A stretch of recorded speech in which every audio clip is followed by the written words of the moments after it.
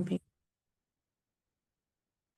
All right, everyone. Well, welcome. Happy to have you here.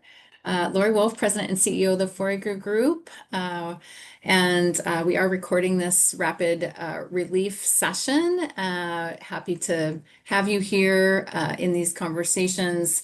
And for those who are listening in, joining us in other ways. We are this is part of our effort to meet the moment around all of the changes happening in in federal policy and funding.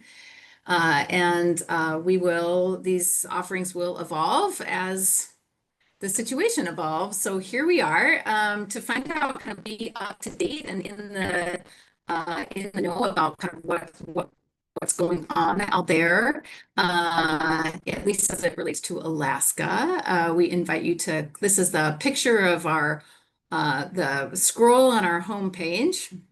And it will take you to a page where we are doing our best to track, at least in the big picture, kind of what's happening. You can find information there around the executive orders and their impact on the nonprofit sector. You can find portions of the current tax bill and, well, at least from a few days ago, and how they relate to the nonprofit sector. There's been some developments yesterday. There will be lots more developments today.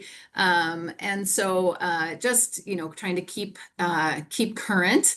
And when Alaska is in the news, as it relates to the intersection of nonprofits and Alaska and the federal government, we're trying to track that as well. So it's not everything for everyone, but it is all of those things that we can provide to you, at least the things that don't have firewalls. There is also, really importantly, click on that page called Real-Time Consequences. And we want to hear from you. We want to know what's happening for you. We want to know if you're having to change your funding or your process or your programs, or you're shutting down, or whatever you're doing. We want to know about it. It helps us help Alaska by being able to be an advocate, but also to kind of get a sense of what is happening across our state. So encourage you to click on that button and let us know what is happening along the way. Of course, most of you know about Foraker, but for those of you who this is your first time engaging with us, just know we had a full-time life before all of this stuff went down at the federal government, and we were providing, and still are providing, lots of other services along the way. So if there's anything that we can do to support your nonprofit or tribal organization across Alaska, we're happy to be of service. Please let us know. Gretchen on the call here, one of the Blue Mountains on the screen, can always help you direct yourself to the right path. And you're welcome to private chat her and just ask her questions, or call our office, or send us an info at, which is info@forakergroup.org. Gretchen gets all of those, and she's happy to kind of point you in the right direction. So don't hesitate, even if you just don't even know what you need, but you just need a friendly voice on the other end of the phone. That's Gretchen, and feel free to give us a call. Sometimes it's okay just not to know, but just reach out. We'll help you figure it out. Of course, those of you who know me know this is my favorite part. I like when we connect Alaskans all across our great state. So if you wouldn't mind just taking a moment and introducing yourself on the chat bar, that would be amazing. Just to say hello. Let us know where you're dialing in from. Thanks so much for taking the moment here. It's really my favorite part about Foraker. Okay, and that includes all the other Foraker people on the screen. Lots of people hanging, coming into this call. So while you're doing that, while you're introducing yourself and saying hello to one another, we do expect quite a number more of people to join us. We'll have them introduce themselves as they come. So thanks again for joining us. While you do that, I'll just remind us we have some group agreements in the room. We are recording this session so that we can share it on that federal page, but we just remind you that we don't allow any other recording devices of any kind, no AI note takers or personal devices. Please turn those off if you have them. Gretchen will be monitoring and kind of helping with sound. There may be an opportunity for us to talk to each other. I would love that. Certainly we'll be monitoring the chat bar. So please use that chat bar. And when we have an opportunity to unmute ourselves to talk on as well, we invite you to do that. So thanks in advance for those pieces. And Just get all these things in front of me so I can see them all. All right. Okay, well, with a little bit of housekeeping out of the way, one last piece of housekeeping. So this is our response series so far. And again, we have recorded these. They are available on that rapid response page. So some financial scenario planning, if that is, that was our first offering in this moment. We do hope you are all doing some version of some scenario planning out there, right? The best to the worst case scenarios so that you have a plan, so that no one is panicking, so the board is engaged, so the staff knows, so you're, if you are unstaffed, your volunteers know, right? So really doing that planning, like being ready for the unexpected, I think is the best course of action right now. So if you don't know how to do that, or you need a little extra support, is again that kind of free class recording, but also we are helping groups one by one. So if you need some extra support, just let us know. And then we did a class on just kind of mergers and acquisitions and everything in between, and lots of good conversation there. It's a huge topic in a pretty short amount of time, but also just helping groups kind of think about their options. Early on, we also did a class on kind of navigating staffing changes. Many of you are kind of needing to manage those layoffs or furloughs. And what does that mean in this moment? And probably bring some version of that back again. Obviously, we're in this class right now. This raising revenue in a crisis, is it even possible? And it will be followed next by a focus on just specifically charitable money. This class today is kind of the big picture of all revenue. The next one is just about charitable dollars. So maybe we'll see some of you again in that one. But everybody's kind of funding their organizations a little bit different way, and we'll talk about that in a second. All right. So again, we'll just keep rolling these out as we hear more from you about what you need and what that looks like. So just be in contact with us. That'd be great. So I tried to wonder out loud, or at least on a screen, about kind of what would bring you here today. Maybe you've lost your funding. Maybe your funding is at risk or under review. Maybe, frankly, you're just here because everything's fine and you just want to make sure it's fine, right? This is just a check-in. Maybe it's all good. Maybe you're here and it's just status quo, but it was never good, right? It was always a little bit tenuous. It was always a little bit shaky. It was always a little bit rocky. Or maybe you're just here because you're curious. All those reasons are great. You're all welcome. We're happy that you're here. Maybe it's some combination of all of these things. And just recognizing that, in an hour and a half, we probably can't meet everybody's expectations about where you are because these are really different places. But we're going to just do our best in the next bit of time to just kind of lay out a landscape so that perhaps at the end of this time, at least you know kind of which questions that you want to ask next, or which step you need to take next. And begin to kind of chart your way forward wherever you are perhaps on this spectrum.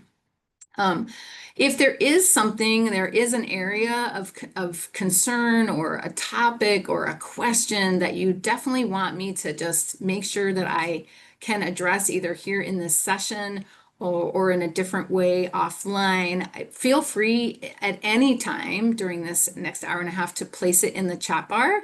I do have that open and I am staring at that. So if there is something that brought you here today where you're like, oh, I hope Lori talks about this thing, then please put that in the chat bar. I'd really love to know that right up front, and see if I can meet that expectation either here in this moment or in a different way. So feel free, that chat bar wide open to you for questions, for comments, for feedback, or just anything that you think that we need to know. You're also welcome to do a private chat if you don't want to share that with the whole group.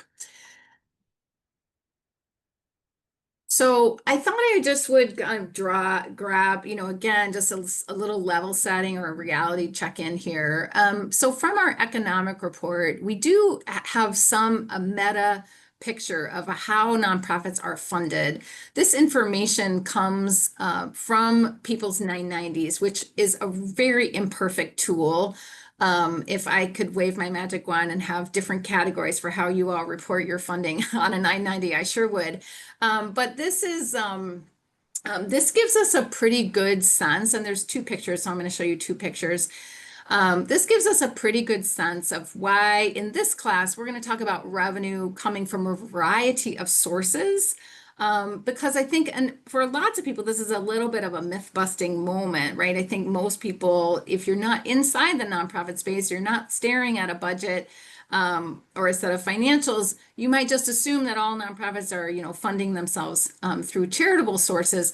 But the reality is that a vast majority of you are earning your revenue either through some sort of mission-related business income. That might look like a third-party payer, or it might look like a grant that really is a contract with government, or that might look like any number of things, but it is earned income. It's not charitable. Now, this picture is for all nonprofits in the state of Alaska. That includes healthcare. And so when we pull healthcare out of the picture, we get probably a better representation of what most of your organizations look like if you're not a healthcare organization, which you can then see that then more of you are more reliant on charitable money than earned income money. But still, earned income is still present and in the mix. And that in this picture is that blue line.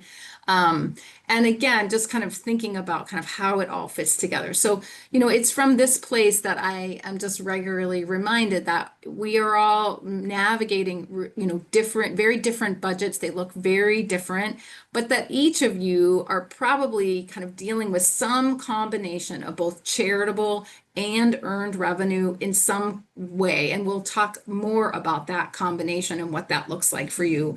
And if you want to raise more of it, we'll talk more about the strategy about where you should start. So just a moment to just recognize this information comes straight out of our economic report. And if you're wondering more about that, there is also information in there about the role of federal funds.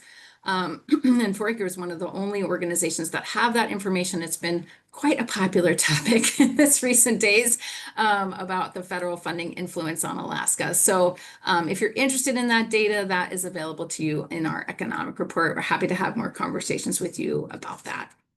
So I'll just pause there for a moment and ask you all to kind of contemplate and think about kind of where your revenue is coming from, and how much does it mirror or look like kind of this meta picture of all of Alaska's nonprofits coming together. So just give yourself a moment to just kind of find your ground in the mix of everybody as we think about that. So the name of this class was, is it there's all these different kinds of revenue. Is it even possible to raise more revenue? And I just want to, kind of face some hard news just straight up front. For some of you that are very reliant on federal funding, the reality is that any solution that Foraker might offer you, or anyone might offer you, it will not be fast enough, right? And that is the hardest news to deliver for sure. And so there are other conversations that need to be had, right? For others of you, any solution or offering of next steps might just get you back to where you were a month ago or where you were a week ago, but it might not advance you. It would be nice if we could all think about not just how we kind of how we protect, but also how we continue forward, our missions drive us forward. We're not here to just stand still. We're not here just to protect. We're also here to advance. So in some of these strategies, right, the answer is you might just get back to where you started, but you might not get further than that. And again, we have to just weigh that out and decide if that is good enough, or you need to decide if that is good enough for you. And for some, this, right, never let a crisis go to waste moment. Like, this is the opportunity that actually will propel you forward. And we saw all of these scenarios, by the way, during the pandemic. This is a pandemic in a different format, right? And so in some organizations, they actually emerged from the pandemic in a healthier, stronger, more financially stable place. And in others, they didn't make it, right? They had to change the way they were delivering mission. And that could have meant that the organization itself did not, the institution itself did not survive, but the mission carried on in a different way. So everybody, again, in a really, really different place, and just recognizing that. So for some of you who are in that first category where this will not be fast enough, one of the things that we will continue to talk about, and we talked about in our last rapid response, was if revenue is, if you cannot, if the choice, right, if you can't do it fast enough, we'd love to have a conversation with you either about what we're calling simmering or shutting down.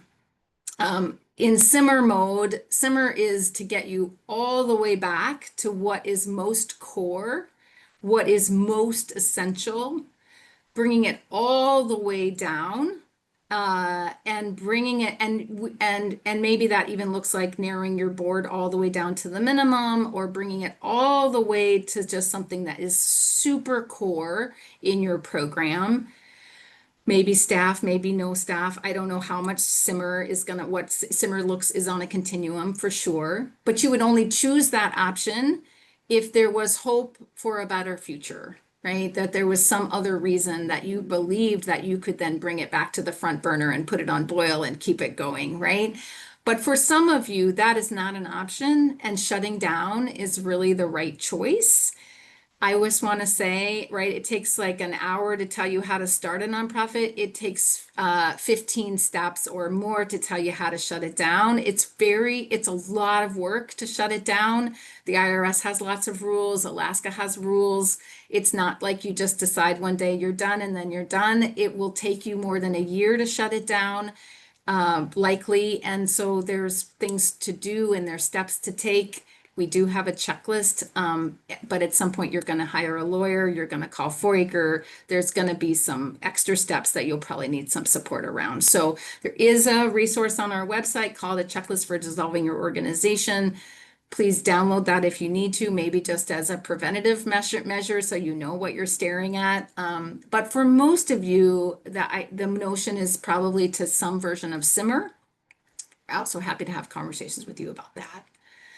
So, if you're contemplating that, I want to get to the money piece in the conversation here in a minute. But when I say simmer, when I say get back to your most core, what I'm really thinking about mostly is this notion that comes from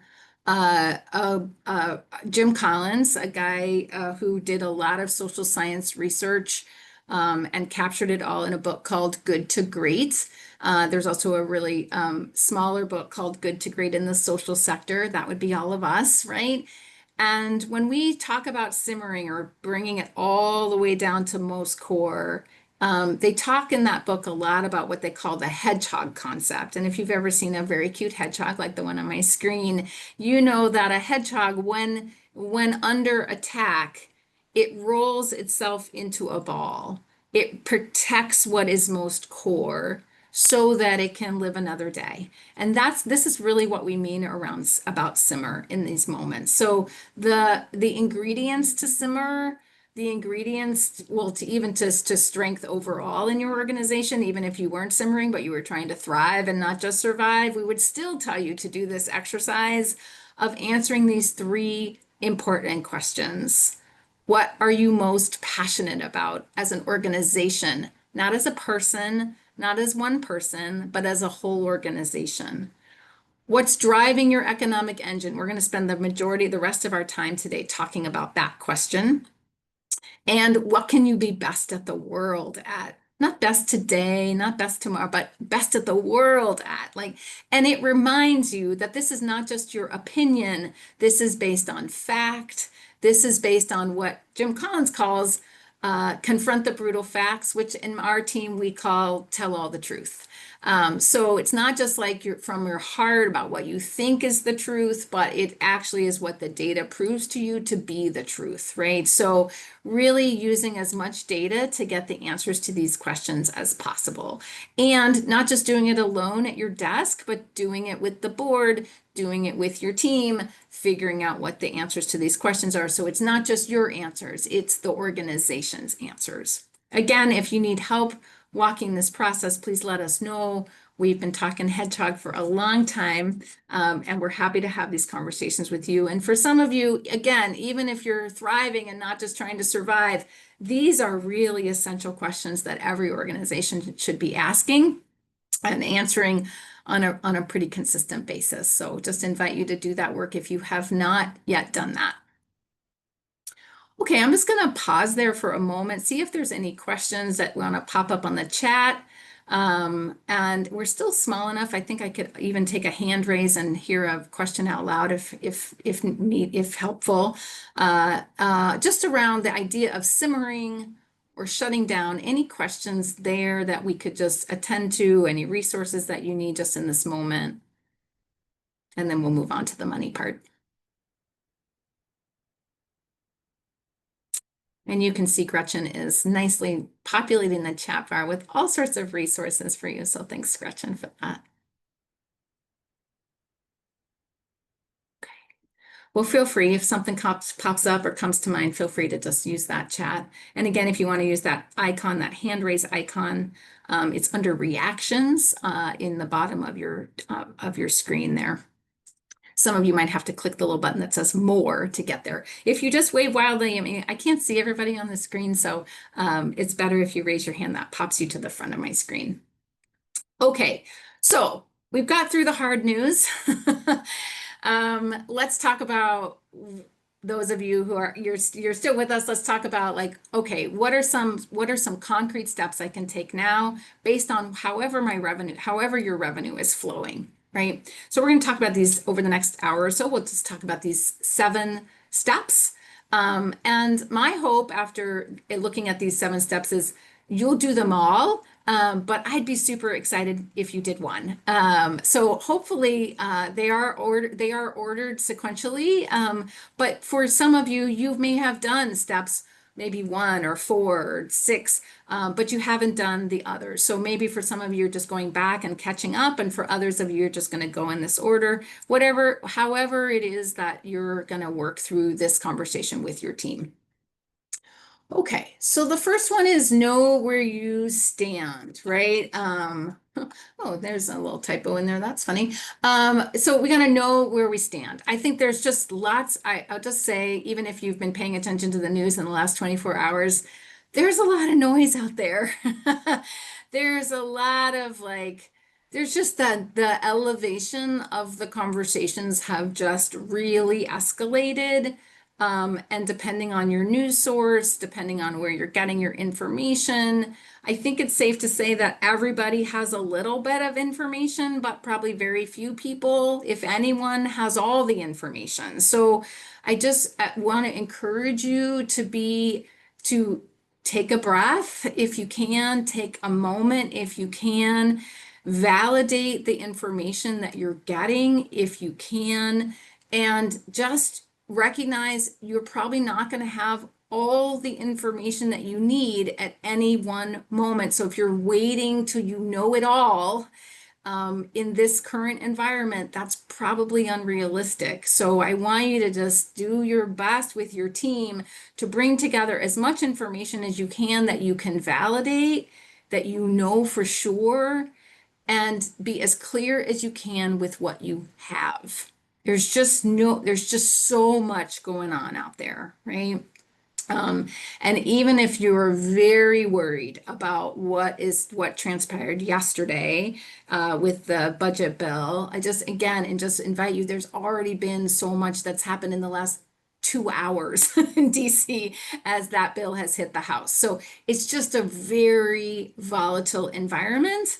And to know what's happening at any given moment is just very difficult. So, and there's a ton of details in this bill that, and a ton of details around your individual grants about kind of the timing and what's real and what's not real and what's coming and not coming and when our start dates and where our stop dates, and all of that is all in flux. So what also might be true for one organization on this screen or in terms of the way your funding is flowing will not be true for another organization that may even have the same federal agency delivering that funding. So again, we just need to kind of go with what you know that you can validate as best as you can, but don't wait for perfect or a whole picture. you probably aren't going to get it, right? Okay.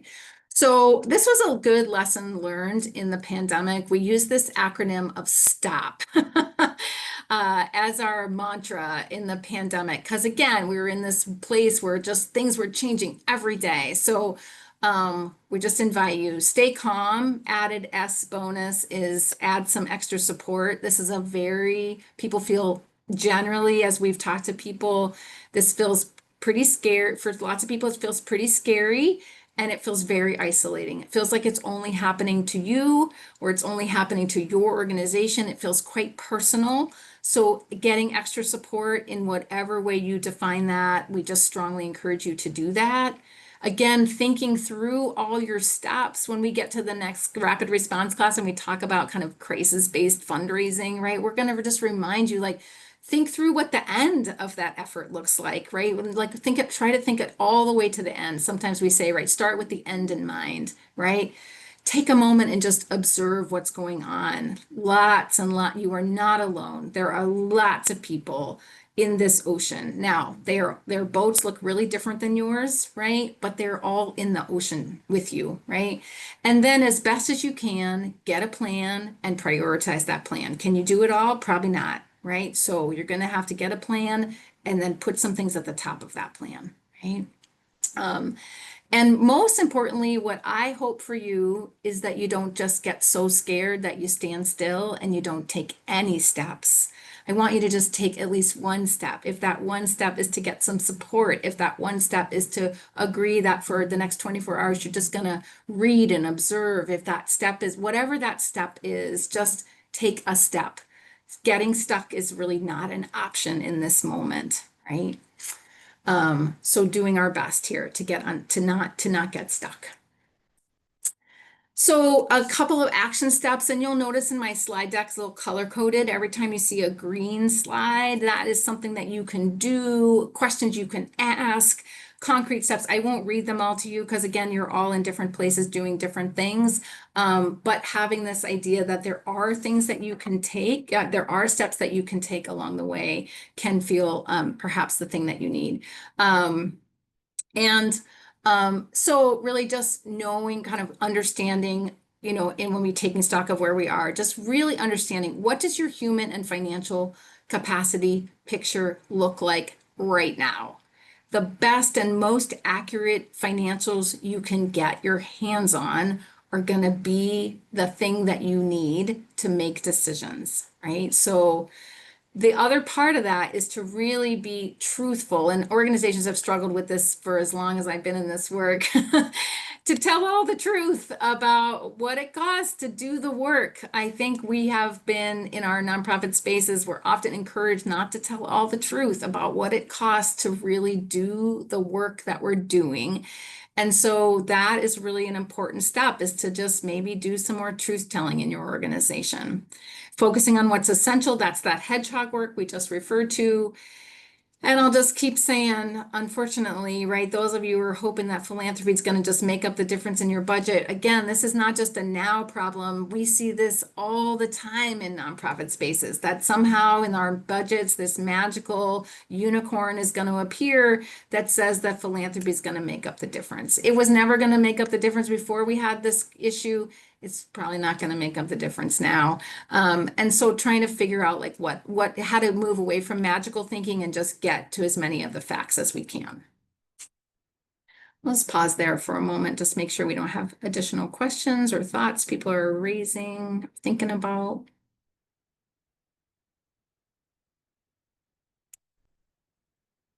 Okay. So the next step, I just want to encourage you, and again, we'll speak specifically about this in the fundraising version of this course, but I do want to just make a distinction here. You know, I have had some conversations, you know, with definitely people on very different political this political spectrum about this word crisis.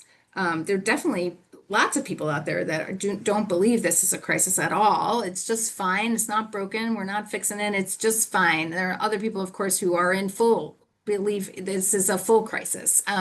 So again, that's a hot word. It's a loaded word, but we're going to use it in its basic thought here. So I'm literally going to give you the definitions of these words, right? So we definitely need to know the difference when we're talking about money in particular. So crisis is this, by definition, is a unstable, impending change or sudden change. And that's just the definition of the word, right? But here's the other part of that definition of the word. There's a turning point. It's a turning point. Now, it could be turning towards bad. We could also be turning towards good, right? But it is definitely a turning point of something that is about to happen or is happening, right? Urgent, however, is defined then as something that is compelling or immediate, or we needs our attention right now. And it's super important. Like we say something is urgent, we say, oh, this is important. We should all be paying attention to that thing, right?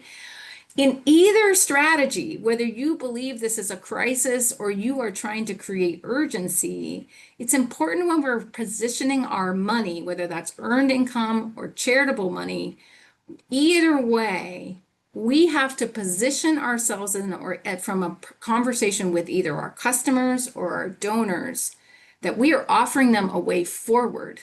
Just inviting them into the crisis, just inviting them into the urgency is not going to yield more money.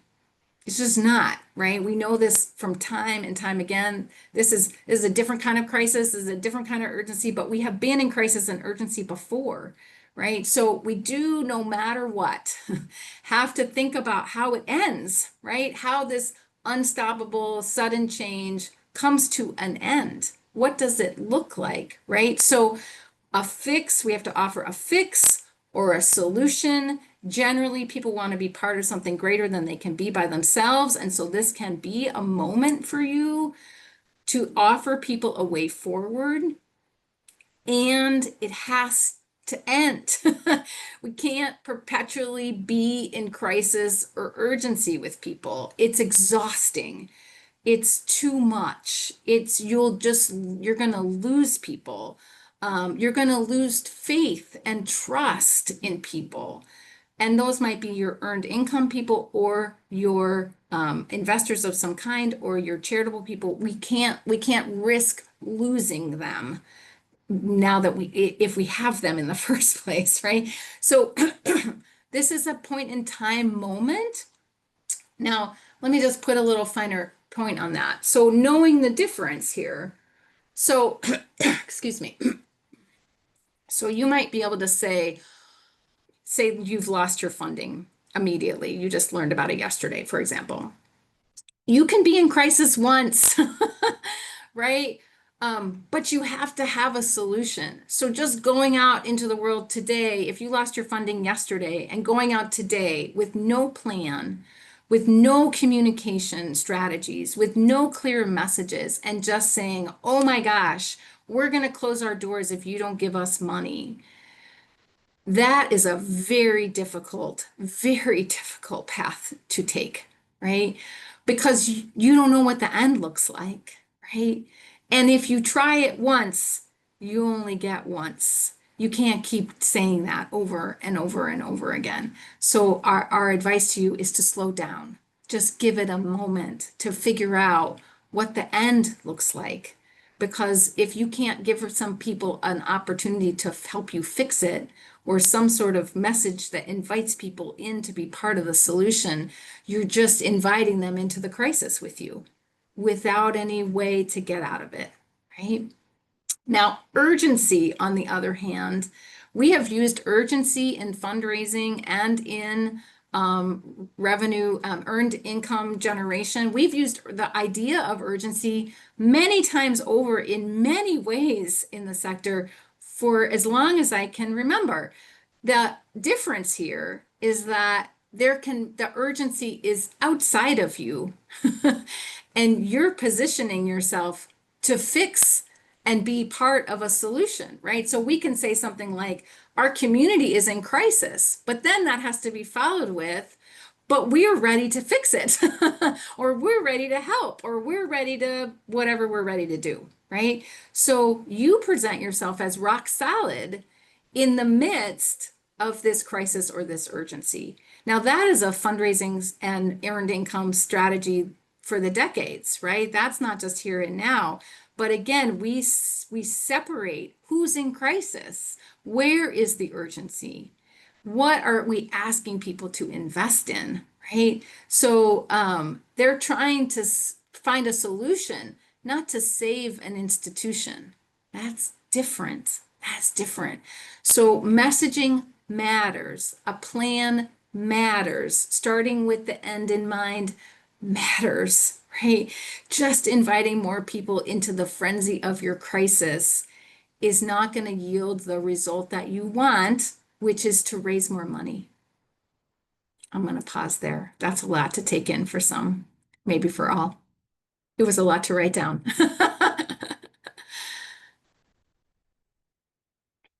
I'll also think as you're thinking about maybe what question you have or how this relates to you, I'll also just remind you the nonprofit sector is just so we just fall into this overhead myth trap so often. And it's a favorite trap. I often say, it comes at us. People do it to us, but we also do it to ourselves. And it just happens so much we barely recognize it because it's so much the norm. If you've been in the sector a long time, it's so normal. But it's not healthy for anybody. So those of you who are new to this concept, let me just share it a little bit, right? Um, this is the myth that somehow you can do wonderful, magical, amazing programming without any overhead costs. And when I say overhead costs, I mean staff and heat and lights and computers, the things that make the programs work. So this myth is that somehow you can do all of this amazing things. You can feed people and house people and clothe people and show them art and culture and experience and have this amazing moments with people, but it doesn't take any operational cost to do it. And of course, that's a myth because that's not how the world works. But sometimes, right, when it's done to us, and we see this even in the budget debate right now, there's all sorts of things about like how much we can pay people and not pay people, and there's all sorts of things in that budget bill about that. But the myth is basically it gets to us, which is like a funder says, well, we'll fund this amazing program, but you can't use any money for operations. Total myth making, right? Right?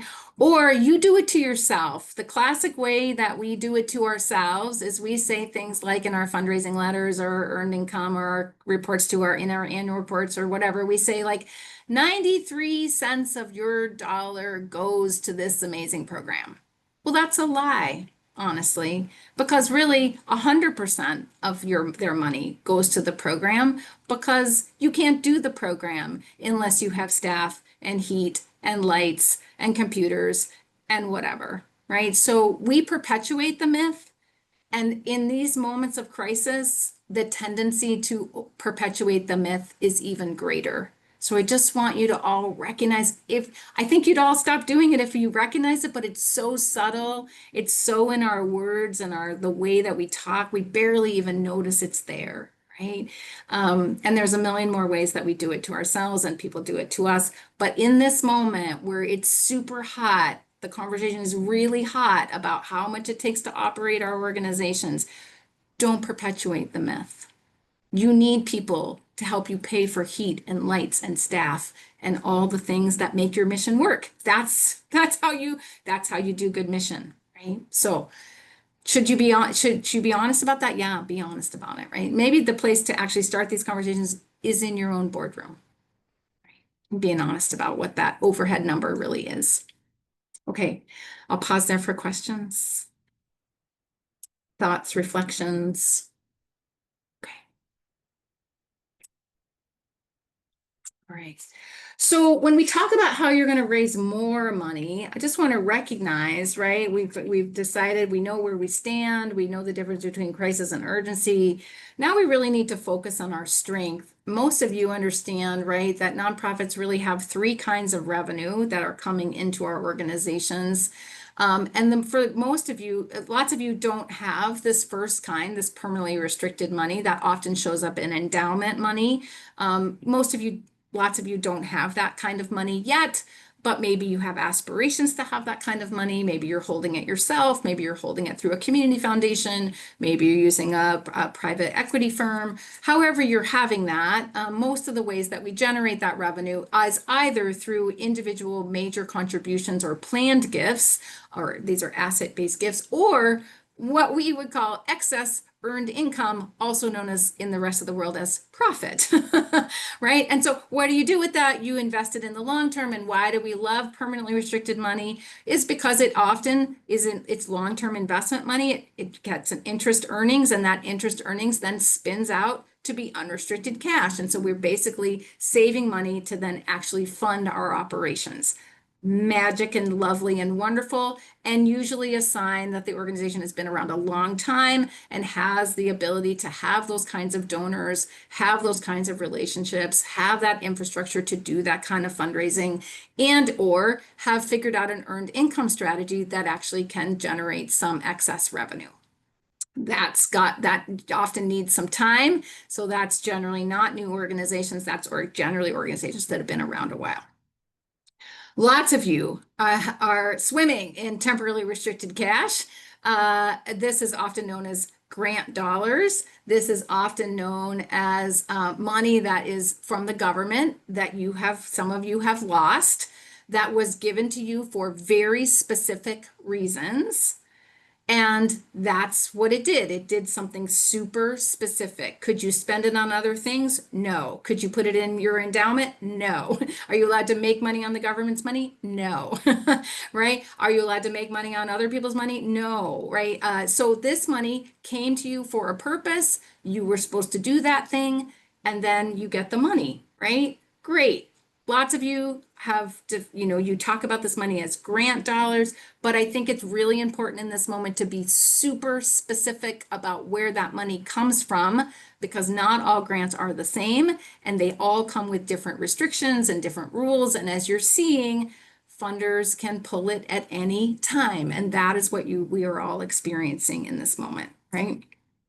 So we really turn our attention, and we have always at Foraker turned our attention to this unrestricted cash category, because this is the money that allows us to be the most flexible, the most being able to meet the moment, the most being able to meet our long-term goals. This is really the place where we really lean in. And some organizations have figured out how to lean into this, and many, many, many have not. And this is the kind of compounding problem that we are facing right now in this moment, is that lots of other organizations out there only living in this temporarily restricted money. Right? So the way out is with unrestricted cash. Easier said than done, because if you could have done it before, you probably would have done it before. So how do we kind of get motivated and move forward in our unrestricted cash? And the answer to that, we'll all turn to our sustainability model to kind of give us the kind of basis for that answer. I won't belabor the sustainability model here. There's lots of information on our website about more about the model, but it is why in our model we kind of have always emphasized this idea of unrestricted cash, because it provides the most flexibility for your organization. So more about sustainability model later at another time. I'll have Gretchen actually just pop the link to the sustainability model from our website in if you want to learn more. But in this moment, I'm going to just lean into this unrestricted cash conversation and just say a little bit more about this. This idea that if you're trying to raise more money in this moment, the goal is to lean into your strength, not try to do the thing that you have no idea how to do. So in every one of your organizations, that Jim Collins question, what drives your economic engine? There is an answer maybe writ large for you that is more in your temporarily restricted money, but we want to know what drives your economic engine from a point of view of unrestricted cash. And what we've learned over the years is that every organization has a strength. Either you're strong in earned income and you dabble in the charitable, dabbling being 20% of your budget or less, or you are strong in charitable money and you dabble in the earned, again, 20% of your budget or less. So if you're looking to raise more money in this moment, or really any moment, the opportunity that is in front of you is to lean into the thing that you're already set up to be good at. Very few organizations, almost none, are good 50-50. Almost none. There is an expectation of arts organizations in particular to be good at both. And the rest of us have somehow been spared from that strange agreement. But even arts organizations are not 50-50. They have some strange expectation that they will be. I sell a ticket and I raise charitable dollars, right? So what we recognize is that if you lean into the thing that you're good at, it turns out your board is already better at that thing. Your infrastructure is already better at that thing. Your staff is already better at that thing, right? To get into lean into the other, whatever the other is for you, either earned or charitable, means you're going to have to get your board on board. You're going to have to train your staff and give them new skills. You're going to have to make new policies or make new plans or get some new infrastructure. You're going to have to do a lot of building in order to even start at the starting line. So if you take the thing that you're good at, if you look at your budget and pull it apart and really think about what is driving your economic engine from an earned income point of view, it is much more likely that you are going to be set up to raise more money faster than if you lean into the other thing. So those of you who have been living on a contract, an earned income contract with the federal government, and now you're hoping that private philanthropy is going to save the day, you have a much longer path in front of you than the organization that is already knows how to raise philanthropic dollars, already has a board that's on board, already has a staff that's on staff, already has the infrastructure, the development plans, the CRMs, all the things. You don't have any. My guess is you have none of those things. And now you magically want it to make up the difference. And that's just sadly not going to be fast enough, right, for most of you. So we want you to lean into your strength. We want you to really think about, what are you really good at? If you're really, really good at earned income, where is the next customer? Where's the different customer? What's the slight shift to the left or to the right? Where's the slight tweak? Where's the opportunity in the earned income? If you're already good at charitable money, where is that shift? I'm going to give you some questions to think about that, right? So again, I won't read you all these questions. You have time to contemplate these on your own. Gretchen, make sure you have all these handouts, but I'm just highlight a couple of them right now in terms of the earned income. Right, maybe right now, you're really just the opportunity here is to communicate, is around communication, right? And really thinking about, is there a possibility, are there special tracks of funding to meet this moment with the investors you already have, not new people? What we're seeing in the philanthropic and earned income marketplace right now is that the people where relationships are already there are working to invest in things they already care about. There's not new things happening. There's not new opportunities for for groups they've never met, for missions they don't know anything about. They're just really, people are leaning into relationship. Again, we saw this in the pandemic in spades. There was opportunities for existing relationships, but not a lot of opportunities for new ones, right? So again, that idea of, what are you already good at? What can you lean into in this moment, right? So really thinking about your planning pieces, right? Again, pulling out your current budget and any future budgets. Really think, again, kind of demystifying that, like that fundraising is going to make up the difference moment. Like, let's just get that out of the room. That's not helpful, right? Maybe you haven't pulled out your business plan since the day your organization started. Maybe this is the moment. Let's pull out the old business plan. Let's write a new business plan. Gretchen has provided you a little business planning guide in the handouts that she sent out yesterday. Maybe you need to renew your fund development plan. I see Emily on the call here on our team who has got some good tools on that. And we also sent out a little table of contents for a development plan, but we have some light versions and some easier versions of that as well we can share with you. So really thinking about, but maybe this is just this moment where you're just starting to really think about how to diversify because you have been so reliant on one kind of money. And that one kind of money has a strength. So really leaning into it and seeing it in a new light, maybe just shifting it slightly and saying, well, we've always had this particular customer. What's the other customer it could have? What if we shifted it in just this little way? I'm not talking about throwing it out. I'm talking about looking at it in a new way and being really willing to, break open some assumptions about that. I also just want to lean into the other piece of when we talk about the sustainability model, we often talk about reserves. And for some of you, this is why you have reserves is in for this kind of moment. This is it, right? But I also just want to recognize that if the board and you choose, if you're not the board, choose to draw from your reserves, I really want you to think about and have a conversation multiple times about how you're going to pay it back if you use it for this immediate moment. Because most of your reserves were meant for, if you will, a rainy day. And for lots of you, it is pouring rain. And also, what happens if you deplete it in this moment? What will be the strategy to build it back? And maybe you don't know that for certain, but I'd like you to at least, or I want to encourage you at least to have that conversation with your team. If it's time to draw from it, how do you draw from it in a way that also replenishes it? Right.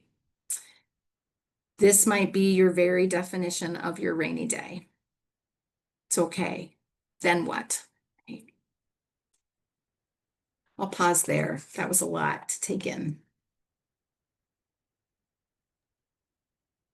There is a question in the chat from Basket Wellness. Are contracts from social service organizations and tribes to give peer support and wellness trainings, are those considered current income? Oh, yeah, that's a great question.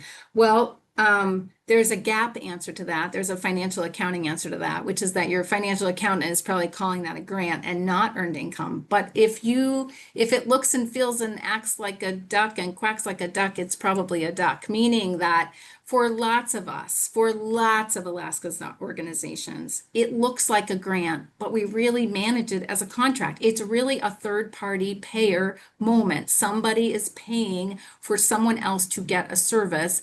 And often the real sticky moment, the real moment in that is that the government is required to deliver that service, but they don't deliver it themselves. You deliver it for them. And if that is the case, it is often, yes, I would encourage you to think about it. Now, your accountant isn't going to agree with me, but in that frame of reference to understand this is a contractual relationship. The government is required to deliver this service, and we are their contractor to deliver that service. And when we shift that mindset, when we get behind that idea, we shift the relationship.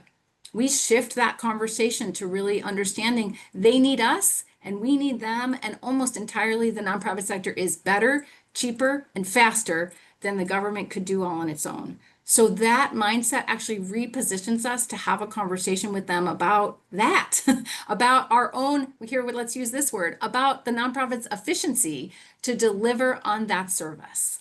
Right? So there's a gap answer to that question, a financial accounting answer, and then there's a philosophical answer. We would consider that earned income because it is just a fee for service relationship from a different source. So I love that question. Thank you. Because I think for lots of us, that's the first shift is for us to just recognize what that is.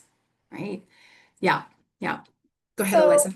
Yeah. So a lot of our income in the last couple of years has come from agencies and tribes who may be getting their money from the government, but we don't ask that question. They're just hiring us to come in and train their staff and their clients. So it's what we're noticing is that hasn't really changed. That particular part of our income hasn't shifted yet. Maybe it will, Yeah. but it hasn't yet. But I'm thinking it's a place of growth. Like, could we go to Right. other agencies and other tribes and offer? Yes, exactly right. Exactly right. So that thinking of it, so noticing that our earned income is actually stable in this environment, right? Now, again, you don't know where they're getting the money to pay your bill, right? So there could be a ripple here, but in this most instances, these contracts are far more stable. This earned revenue model, far more stable than just like, we want to do good work and you should give us money to do it, which is a overgeneralization of what a grant of what the charitable piece looks like, right? But this idea, it's a repositioning of the conversation. So yes, if there are new customers out there, if there are different customers who can pay with different kinds of money, then absolutely that's the area for growth, 100%. And this is true for all of us, by the way, right? And lots of us, again, we've walked into these conversations with the mindset of the government is our only our only customer, but that's not true over time, right? So appreciate that, really appreciate that. So I would be remiss at Foraker if I didn't spend a moment just to say that, of course, one of these steps is to have a team approach. I think it's really easy, right, to just feel like you're at your desk and whatever role you have in this or in your organization, you're supposed to just solve all the problems all by yourself. That, again, we just have to emphasize, right? This is an organizational problem. It needs an organizational fix. Maybe you're the leader. Maybe you're the catalyst and you're going to bring people together, but please try not to solve this problem all by yourself. It won't stick. It won't have lasting impact, and you will pay the price ultimately with a sense of burnout or all the things that come with that burden of holding this on your own. So all of your teams look very different, right? I don't know who's on your team. Maybe your team has all these pieces, but for lots of our Alaska nonprofit organizations, we don't have any staff. We have people who look like staff, they act like staff, but they're not paid to be staff. They have a life somewhere else. So again, you're all in a place that is really different. Yeah. And so really thinking about, like, again, what does your team look like? You're all going to configure your team differently. For some people, that's paid people or unpaid people. But please bring the board into this. Ultimately, they are financially and legally responsible for the decisions that get made. And we really want to engage them as much as you can at the right elevation of the conversation so that they feel a sense of ownership about where you're headed. If you are the board, thank you for being here and thank you for engaging your team. And if you are staff, please take that extra steps to engage the board in these conversations. Lots of tools in the toolbox to do that. But one of them is just slowing down long enough to have the conversation with them.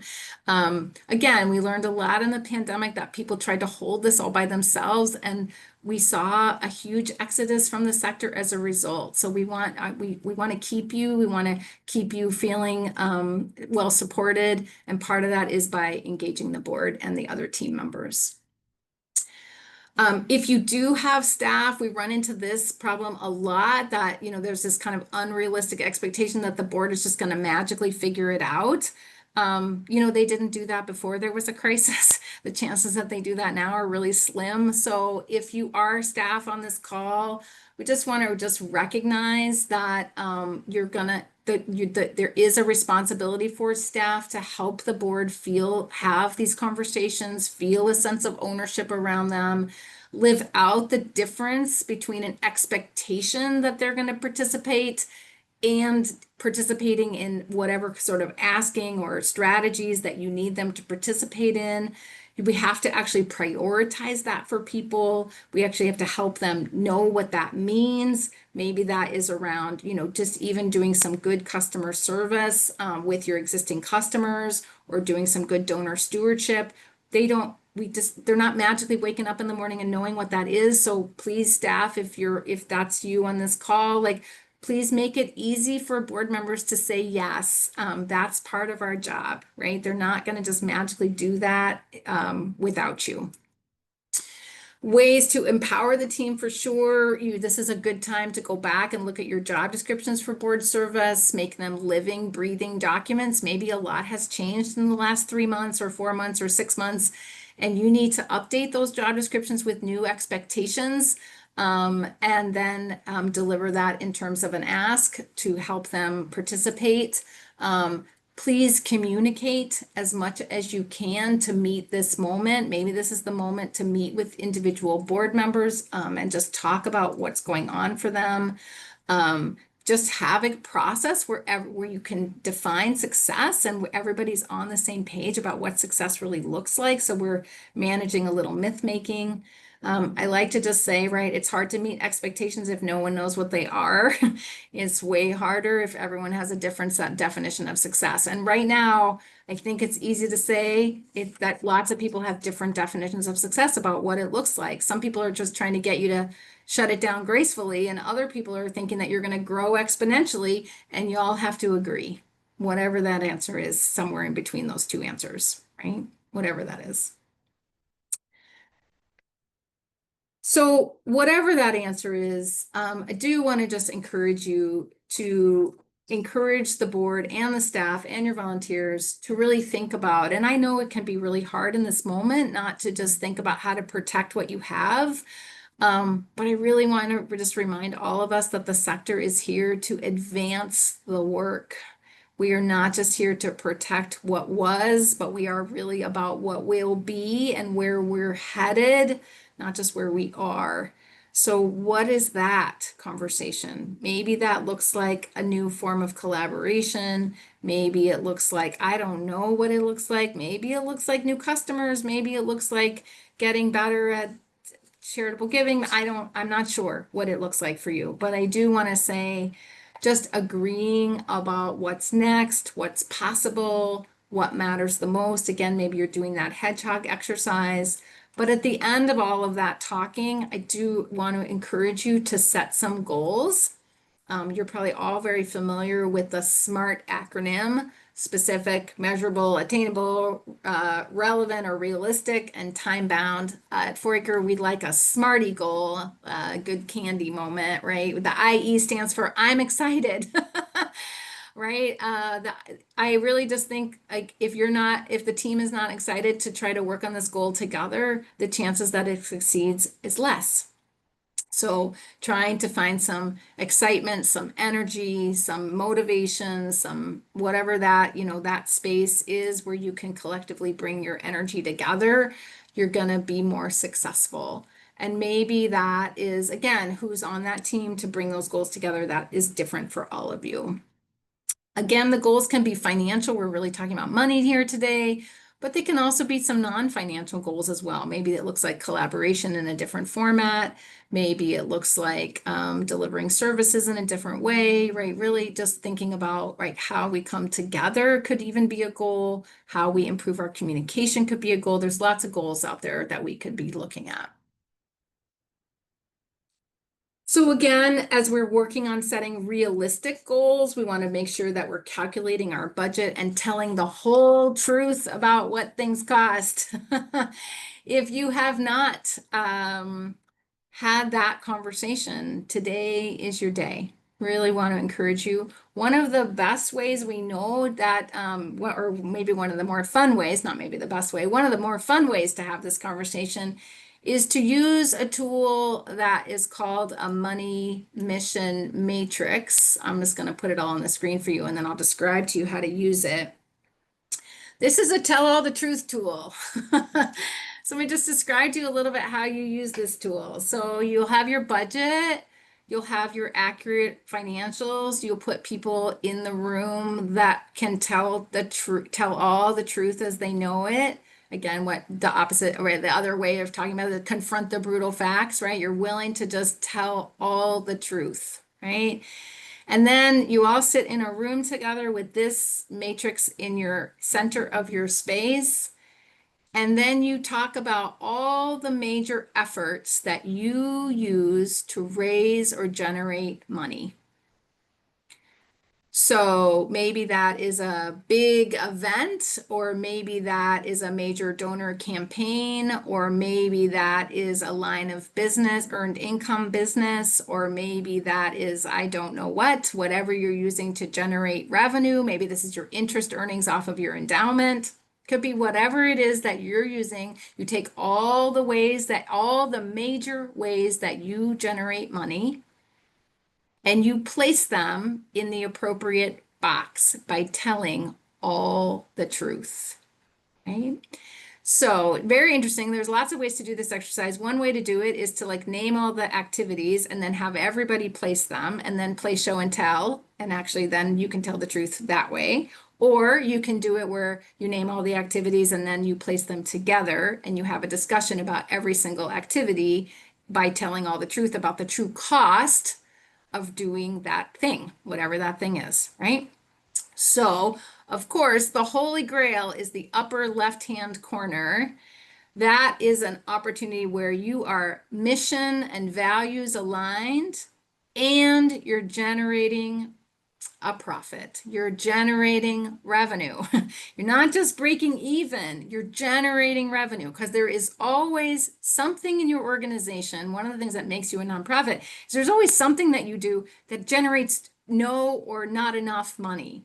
So we need some things in this category to generate enough profit that it sustains the other things, because those other things are probably the things that are the most core to you, right?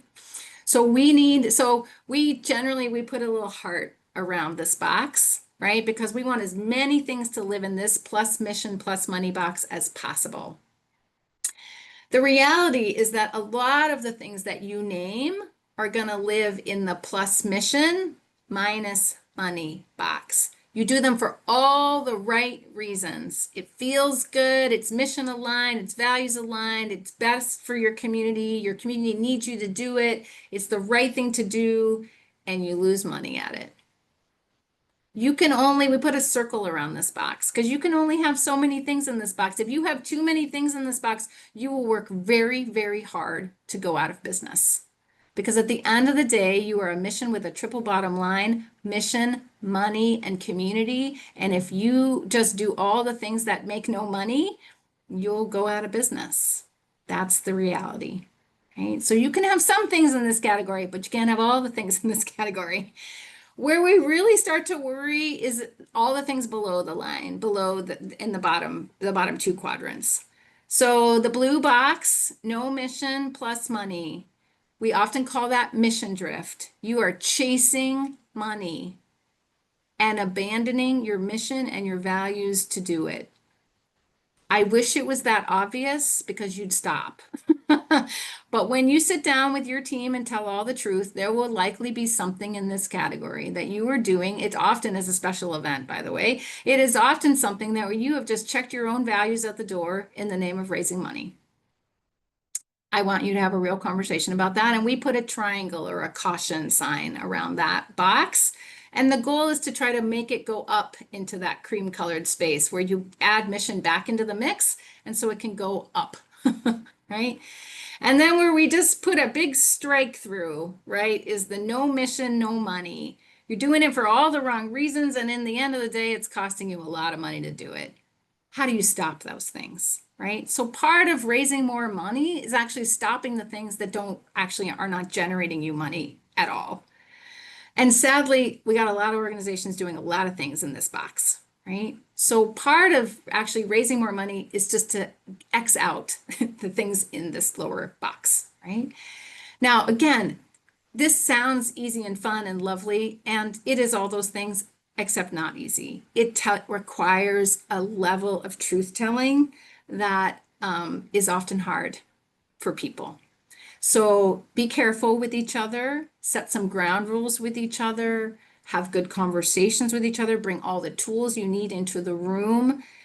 And if you need a facilitator, get a facilitator. But this exercise can really bring you the opportunity to know where to go next.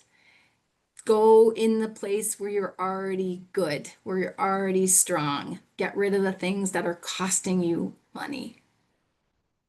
Pause there. Money Mission Matrix, such an amazing tool when used well.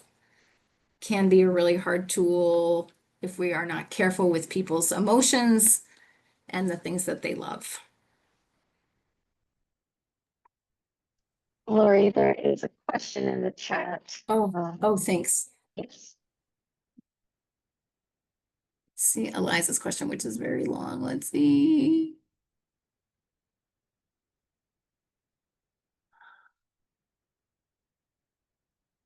I'm gonna I cannot read all of that at the same time while I'm talking, so I'm just gonna need a minute.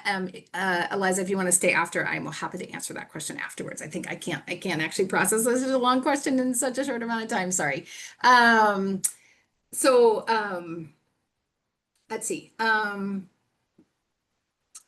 goal here at the end of the Money Mission Matrix is to really position your financial goals to focus on your to focus on the right audience at the right time, right? Just trying to say like everybody should try to save our organization after this really, after we've lost our funding, that's not a great strategy. So really trying to get as focused as you can with your goals is going to be your best next step.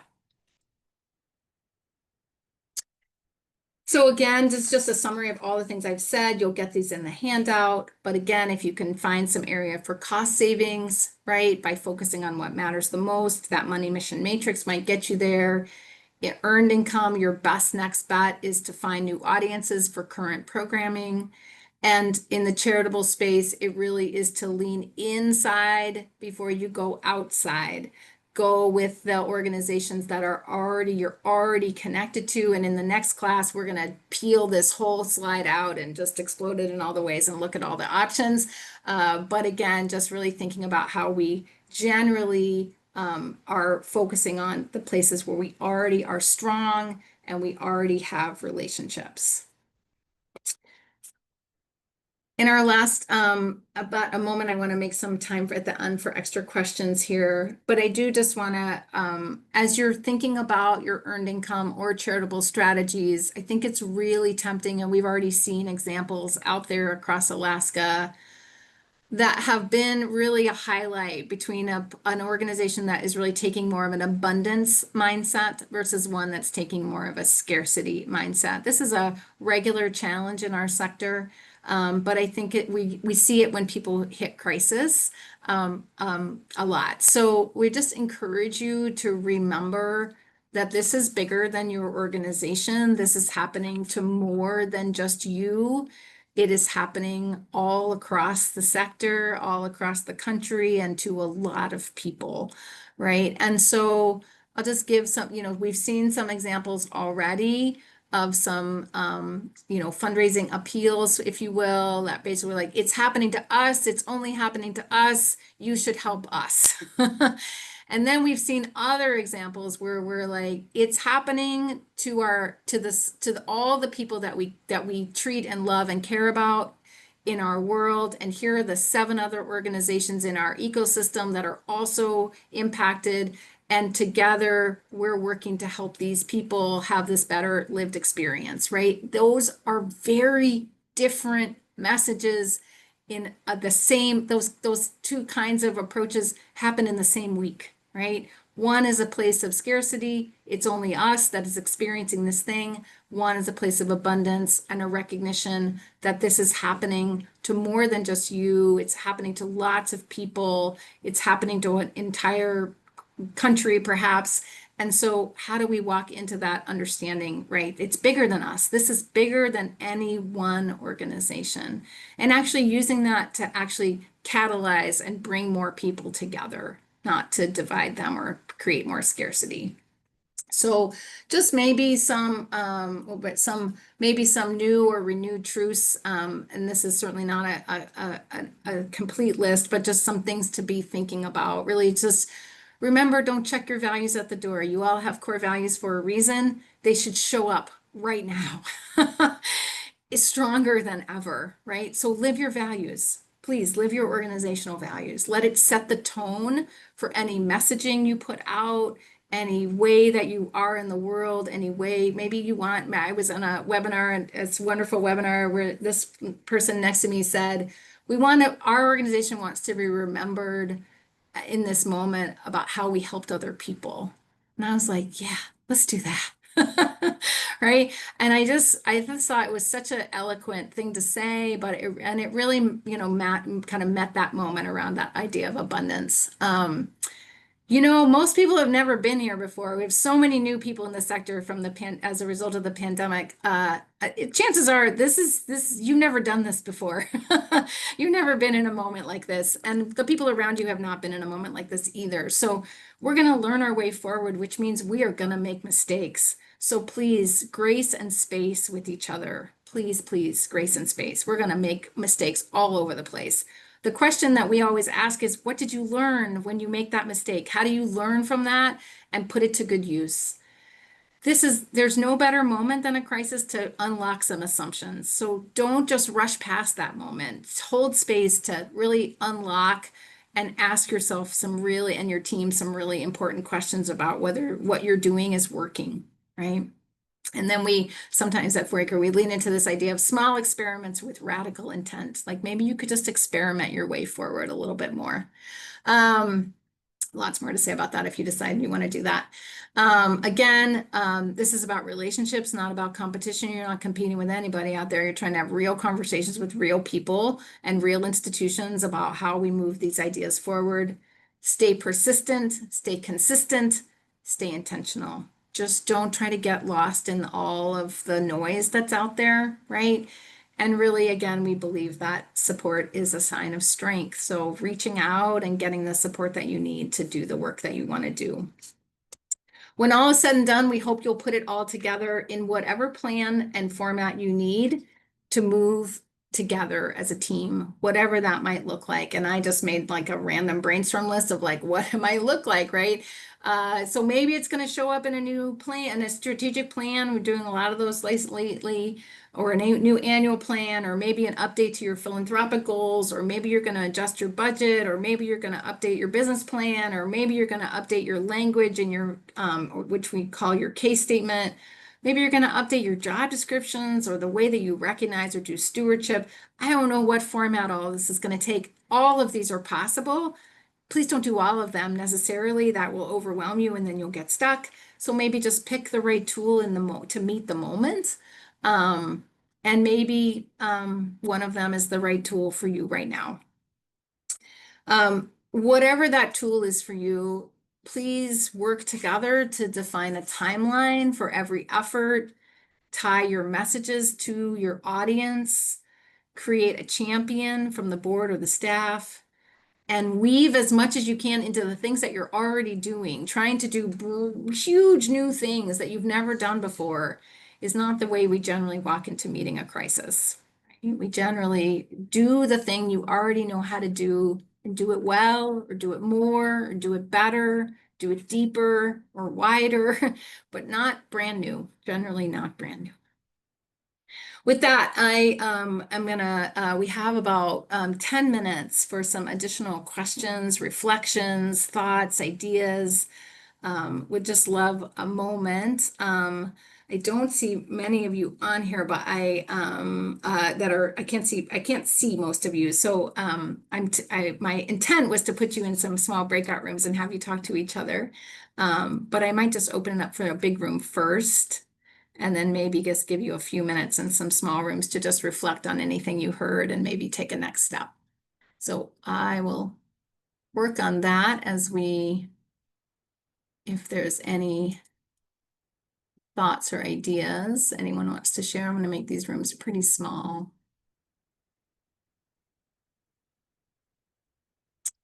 Okay. I'm just going to create a breakout space now. But before we do that, I'll just say thank you to this, and we'll ask Gretchen to turn off the recording.